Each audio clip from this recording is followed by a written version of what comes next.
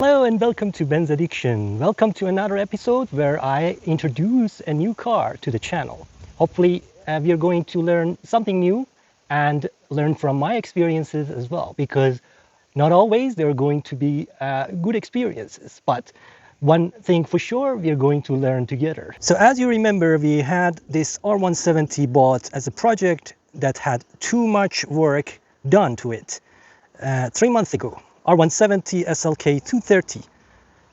It was not running. Everything was in pieces and had no idle. Every single sensor was faulty and things like that. But now the paint is looking good. The dent is done. The car is running. The transmission is shifting. Everything is working as it should, except the roof, the hydraulic roof. But that's going to be a near future project. But over here, when I finished this project, I got bored and I was looking for a V8 because that M112 engine is a V6, that's a CLK W209, and this one, which I bought for very cheap, and that's for a reason, is a 2002 SL500 R230. Yes, so I saw that on the Facebook market for very cheap, for a fraction of the value of it, and I said, why not? It's a V8, so let's buy it.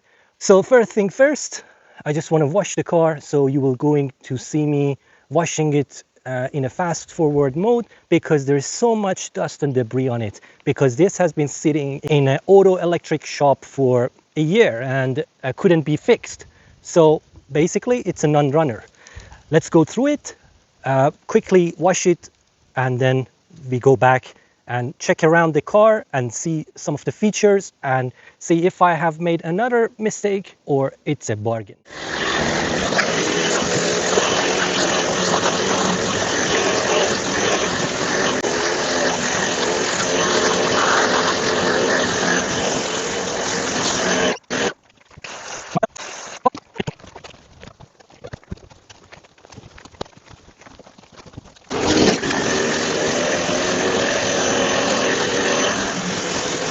First of all, on this side we have AMG aluminum 18-inch rims, 265 at the front and 285 at the back.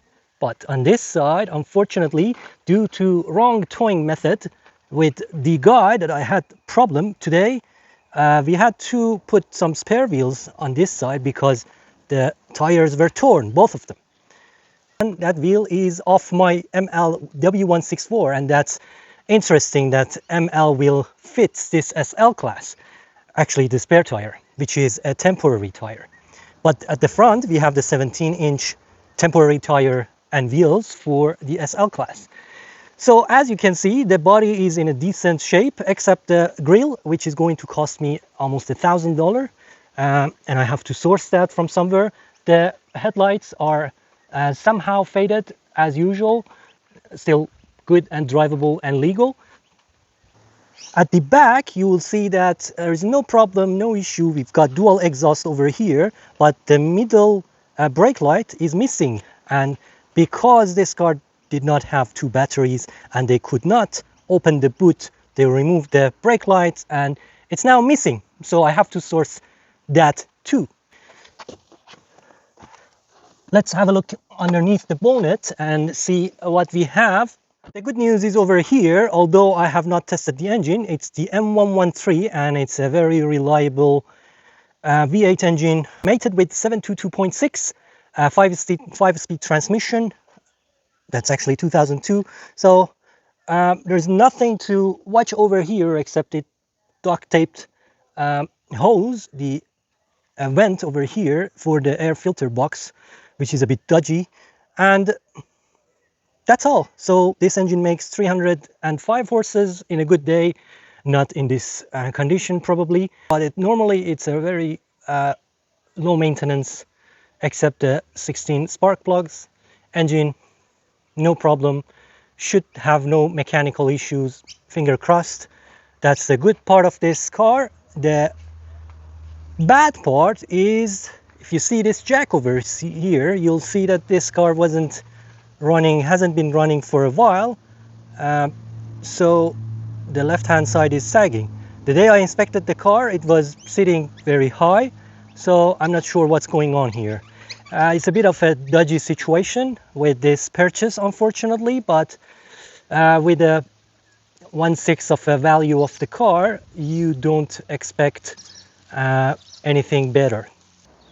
So the most common headache about these cars are the ABC suspension, which usually has a problem with the shocks or spheres, and also the valve block, and also, as usual, the problem with the top.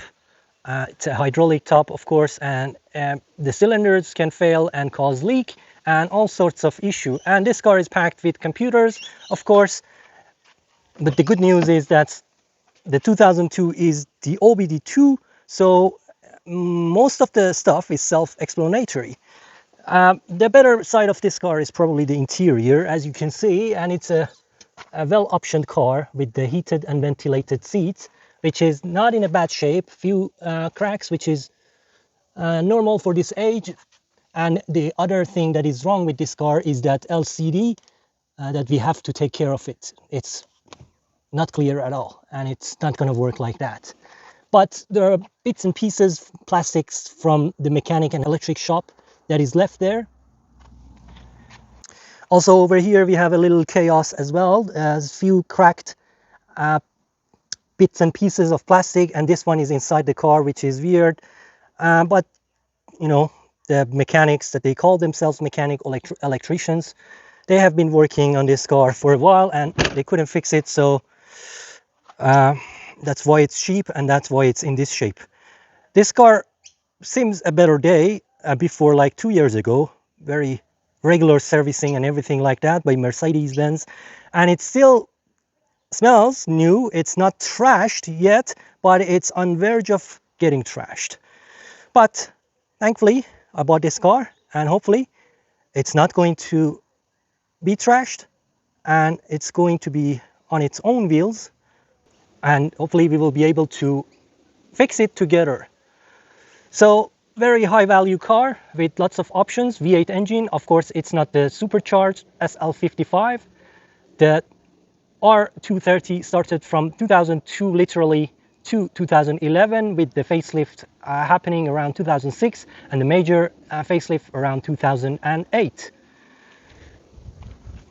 So guys, that was all I wanted to mention. I have to push this to my garage now because it's not working. All the electricals are not working. I don't even get power behind the instrument cluster with an auxiliary battery connected. So it's going to be a long project, and hopefully you will hear from me next week. Thank you so much for watching. Please make sure to push that like, subscribe button and follow me for more Mercedes repairs and reviews. Thanks so much for watching, liking, subscribing. Have a great day. Enjoy your Mercedes. Bye.